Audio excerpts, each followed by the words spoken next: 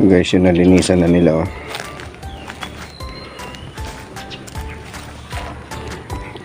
Yan, so malamang matapos nila ito maghapon tong labas, susunod nila yung loob.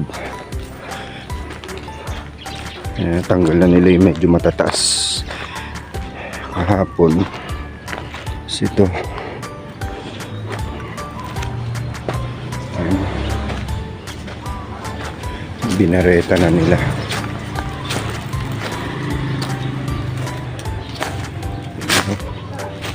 Wala na yung matataas dito.